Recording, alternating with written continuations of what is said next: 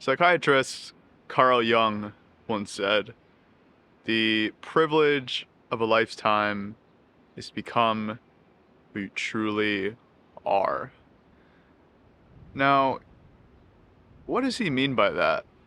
You might be thinking, right? Like, aren't I already who I truly am?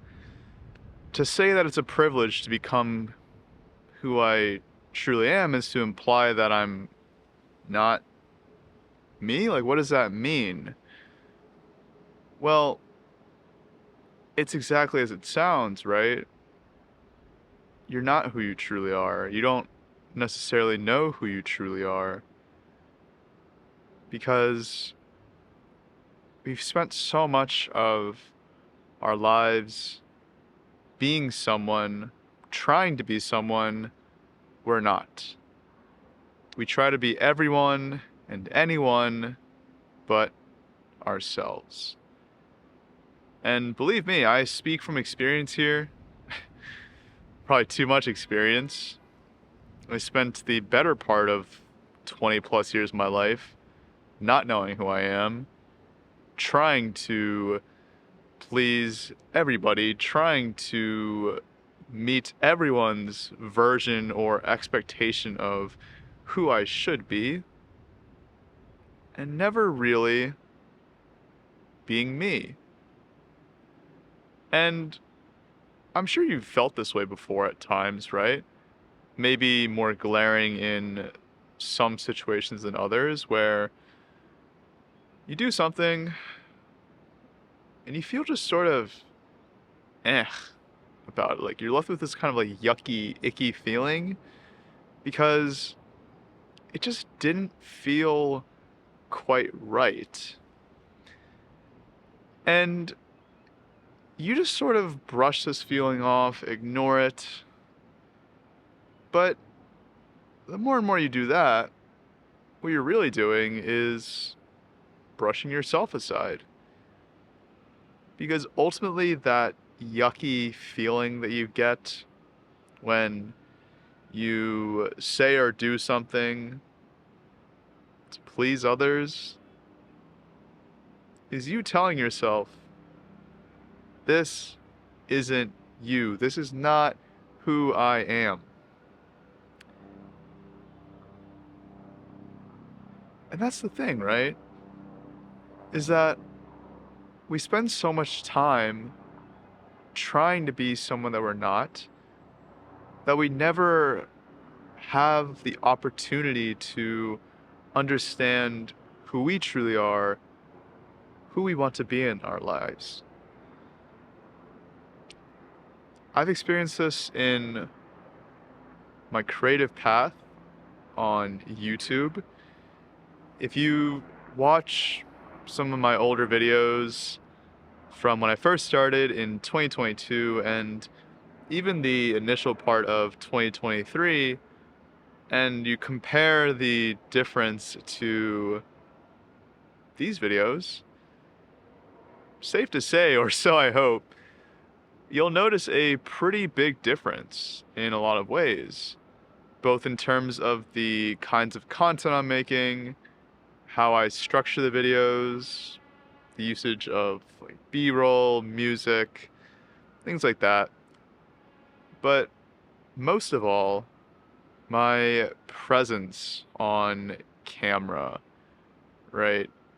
If you watch some of my older videos, I don't know if it's noticeable. Maybe I'm too critical of myself, but you can tell I'm just sort of a little skittish, not fully at ease. It feels like I'm playing a role or a character, right? And that's exactly what I was doing. And I don't fault myself for that, right? I was a fledgling, still am, fledgling YouTuber, trying to figure out my own style, right? And I was emulating what I'd seen other successful YouTubers do, down to the usage of research, of title cards of how I would speak and so forth. And it showed because it felt like I had to perform. There was this spotlight on me at all times that if I didn't quite deliver a line perfectly, then I'd have to redo the entire take. That, oh my gosh, what are they gonna think? Because I'm not meeting my viewers' expectations of who I should be. And whenever I would make those videos, I mean, the message, the intent might have been pure, but the way I carried myself on camera wasn't. And I felt it too. I felt that icky feeling after I would make a video, but I would ignore it because I just chalked it up to, oh, like, this is just me being a beginner. It's normal to feel this way. But over time, I noticed I just like wasn't super excited to make these videos, or I would just get frustrated when I would film because I wasn't being perfect. I was trying to be somebody else, anyone but myself. And myself, when it comes to being a creative, being a YouTuber, isn't about being perfect, because I'm far from it, and so are you. We're all imperfect.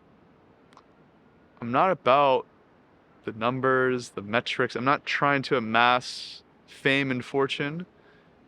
Because if I was, then maybe I would have stuck with those kinds of videos. Who knows where I'd be now. But personally, for who I am, I'm all about the impact. And the way that I most closely resonate with making impact is through heartfelt conversation just like this. Speaking to you one-on-one, no frills, no cuts, no lo-fi in the background, no random B-roll shots of, I don't know, me writing on an iPad or something. Just me being me. And my gosh, do I feel so much more at ease, so much more comfortable on camera. And I genuinely am a lot prouder of the videos that I make, irrespective of how they perform, quote unquote. And the interesting thing is, despite me being my truest self, there are still people who have their own sort of thoughts and opinions, right? Some people think I speak too slow, that if I spoke faster, it might retain the viewer more. Well, you can always watch at 1.5 speed or something, or just don't watch at all, because I'm not going to change how I speak, right? Just to try to please your preferences, please your taste. Because if I did that, well, I wouldn't be authentic to me. And being authentic is a core value of mine. If I wasn't being authentic in how I carry myself in these conversations, I wouldn't make the sort of connection and impact that I do. And that's what matters to me most. And that's knowing who you are. So when it comes to knowing who you are, right? This loaded question with no real clear steps to take. It's so arbitrary. It's not like trying to get fit, right? There's so much money being poured into, improving or changing how you physically look, but much less on how you feel in your relationship with yourself, with knowing yourself. And what it all really boils down to is to reverse what you've been doing and how you've been living this entire time, right?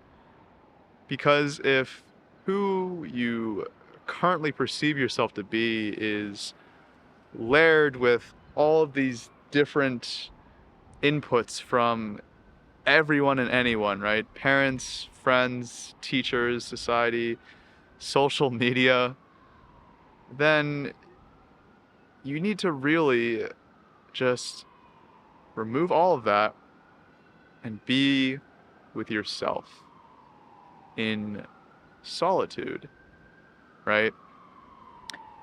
Sit with yourself, your thoughts, and your feelings. Just be with that inner voice. Be in that space, that mindset where you don't have to perform. Just like when you're in the shower, right? You're not performing in the shower, or maybe I hope you're not. Just really be. And that means no friends, no people around you, no music, not even chill beats on Spotify in the background, just you, only you. And really get to know yourself.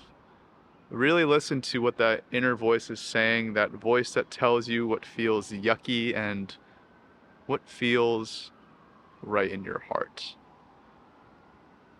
And when you understand what feels right in your heart, it's important to understand what doesn't, right? To peel back, to peel back the layers of what it is you're doing that makes you feel yucky. And as a sort of live example, a pretty common one for those who are of age is drinking alcohol. So, like many people going through the trials of young adulthood, I also drank alcohol in college. Yes, I did. And the thing is, I never liked it. And I know there are so many people out there, maybe you're one of them, who also does not like the taste of alcohol, does not enjoy drinking, yet we do it anyways, right? Why? And when I think about my own experience, so I stopped drinking back in the fall of 2021. It was really something like this, right? Where, you know, you're at a social setting with alcoholic beverages involved, and it's like, well, if I don't like the taste of alcohol, well, why am I drinking it? It's like the equivalent of slapping yourself in the face for no reason. Well, maybe I drink because that's what people do at these social gatherings with alcohol. Well, then why do I feel compelled to just because other people are? Well, I want to fit in. I don't want to be that person at the party who's not drinking, because then I stand out, right? Then I don't fit in. I'm not part of it like everyone else. And I don't want to feel like that. I don't want to be unique. I don't want to stand out.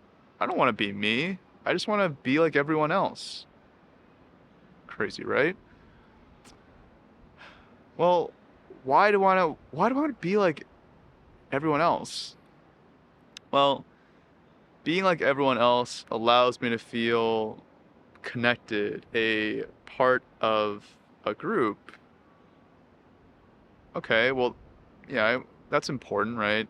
Connection, belonging, right? But why do I need alcohol to do that? And when I think about this for so many people, alcohol is, right, just a way for them to be themselves, to let loose, to decompress, the equivalent of a shower, right? Where they're finally able to throw away all of the different expectations, masks, costumes, roles they've been playing, and sort of hide behind this veiled excuse of alcohol, right? Where it's like if you say or do something, you can blame it on the alcohol.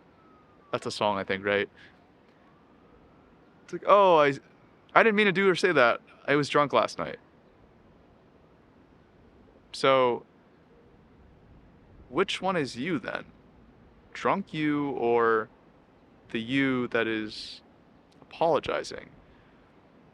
And you kind of see where that becomes more drastic the more and more it goes on, the more and more this happens, right?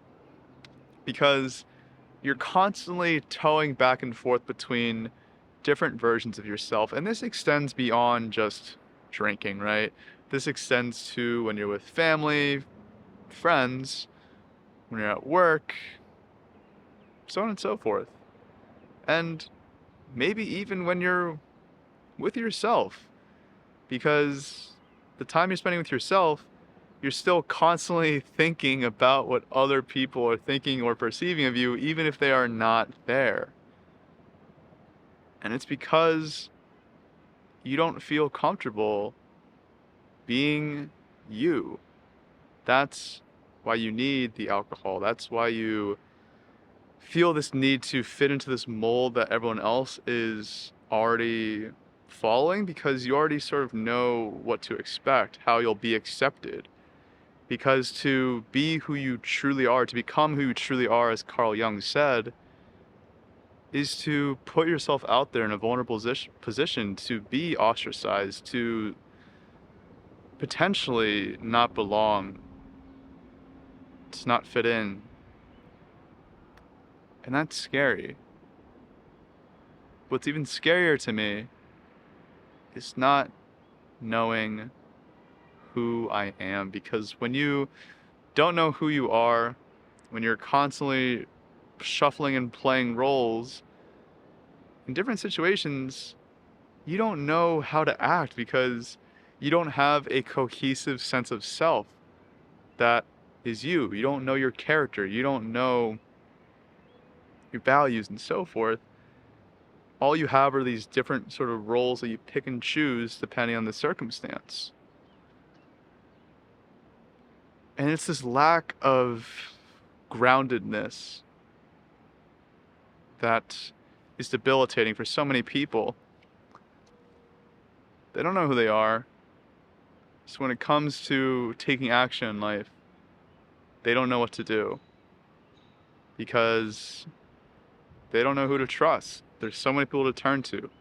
Because this entire time, they've turned to everyone but themselves. They've looked externally, not internally. It's that voice inside that tells you what feels right and what feels yucky. So, all to say, it's hard, man. I get it. It's hard to be yourself in a world where everything is seemingly stacked against you to try and conform and be like everyone else. And by all means, I'm not saying don't do certain things or, don't enjoy your life, but really make sure and ask yourself, do I really enjoy it? Or am I just trying to meet what other people expect of me? Am I trying to fit in? And above all, just spend some time really getting to know yourself.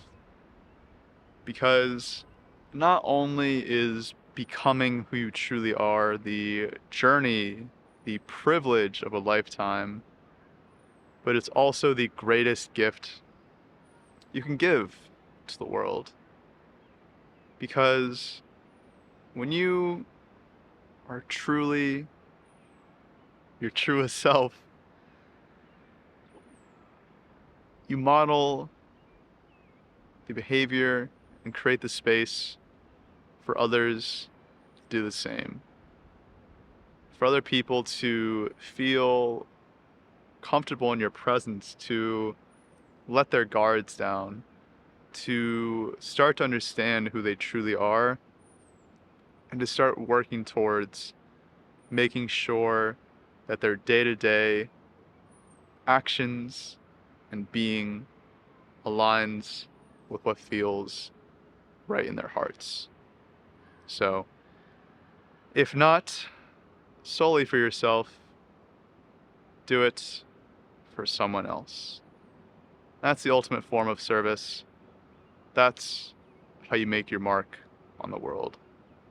So by becoming who you truly are. So thank you for your time. Thank you for listening. And I'll see you tomorrow.